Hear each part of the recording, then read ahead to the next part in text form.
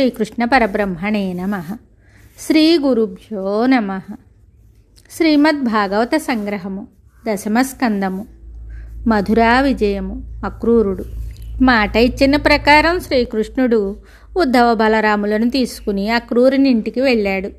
అక్రూరుడు ఎదురొచ్చి ఆహ్వానించి కౌగలించుకొని ఆసనాలిచ్చి సత్కరించాడు. శ్రీకృష్ణ బలరాముల పాదాలను కడిగి ఆ జలాన్ని శిరస్సుపై చల్లుకున్నాడు. శ్రీకృష్ణుని పాదాలను తన ఒడిలో పెట్టుకుని తుడిచాడు. ఇలా అన్నాడు: పరమపురుషులారా, మీరు కారణజన్ములు. మీ శౌర్య బలం చేత కంసుడు వాని అనుచరులు నశించి యాదవ కులము ఉద్ధరింపబడింది. ఓ కృష్ణ, వాసుదేవ, నీవెవరువో నాకు తెలుసు. నీ పాదస్పర్శచే మా గృహము పావనమైనది, నా జన్మ ధన్యమైనది. స్వామి, నాకు గృహ విత్త దారాసుతులయందు మోహము కలగకుండా అనుగ్రహించు అని వేడుకున్న అక్రూరునితో స్వామి ఇలా అన్నాడు: మహాశయ, నీవు సజ్జనుడవు, మాకు బంధుడవు కూడాను. మానవులు విగ్రహారాధనలు, తీర్థస్నానాలు, కోరికలు తీరడానికి చేస్తూ ఉంటారు. కానీ నీ వంటి ఉత్తమ భక్తుల సేవా సాంగత్యాల వలన శీఘ్రంగా చిత్తశుద్ధిని పొంది ఆశయసిద్ధిని పొందగలరు. మహాత్మా, నీ వలన ఒక కార్యము జరగవలసి ఉన్నది. అదేమిటంటే, మా మేనత్త అయిన కుంతీదేవి తన భర్త అయిన పాండురాజు గతించిన తరువాత పుత్రులతో ధృతరాష్ట్రుని పోషణలో హస్తినాపురంలో ఉంటున్నది. మితిమీరిన పుత్ర వ్యామోహంతో ధృతరాష్ట్రుడు వారి పట్ల సమబుద్ధితో మెలగటం లేదు.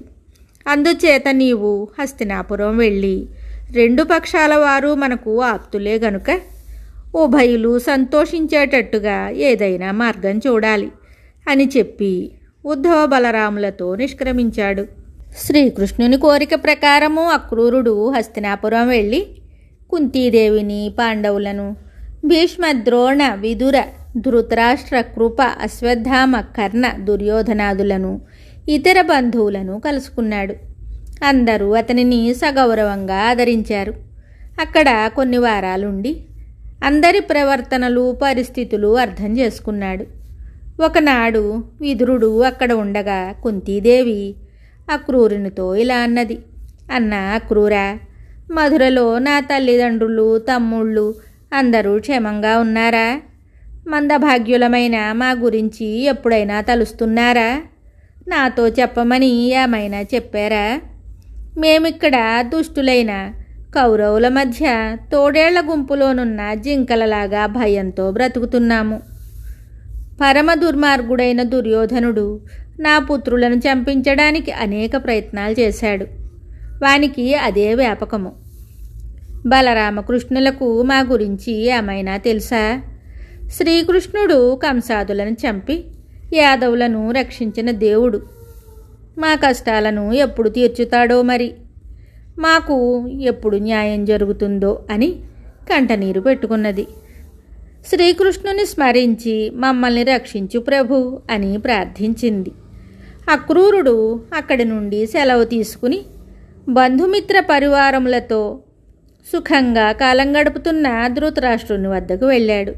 ఇలా అన్నాడు: మహారాజా, నీ తమ్ముడైన పాండురాజు గతించిన తరువాత నీవు ఈ భూమిని ఏలుతున్నావు.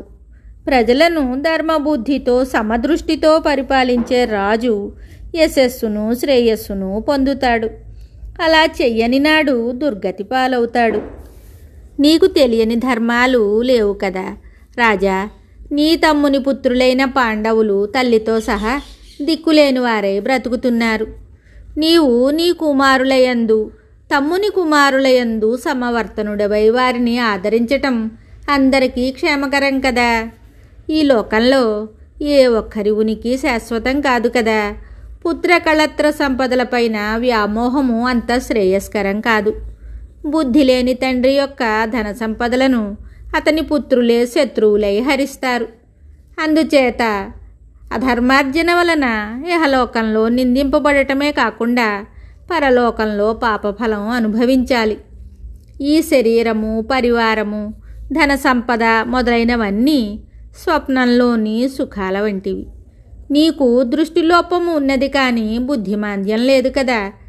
నీ బుద్ధి జ్ఞానాలను సద్వినియోగం చేసి ఆ తండ్రి లేని పిల్లలకు చెందవలసిన భాగాన్ని వారికిచ్చివేసి రాజుగా నీవు చేయవలసిన ధర్మయుక్తమైన కర్తవ్యాన్ని నిర్వహించు అని చెప్పగా ధృతరాష్ట్రుడు ఇలా బదులు చెప్పాడు. అక్రూరా, నీవు చెప్పినదంతా నిజమే కావచ్చు. నేను మంచి సలహాలను పాటించలేని అసహాయుడను. భగవదిష్ట ఎలాగుంటే అలాగే జరుగుతుంది. ఎవరు తప్పించగలరు? భూభారాన్ని తగ్గించడానికి జన్మించిన శ్రీకృష్ణుడు తన దివ్య సంకల్పం ఎలాగుంటే అలాగే జరిపిస్తాడు. మనం చేయగలిగింది ఏమీ లేదు అని చెప్పాడు. ధృతరాష్ట్రుని మనస్సును గ్రహించిన అక్రూరుడు మధురకు మరలి వచ్చి శ్రీకృష్ణ బలరాములకు సర్వము నివేదించాడు. మిగతా కథ తరువాయి భాగంలో తెలుసుకుందాము. శుభం.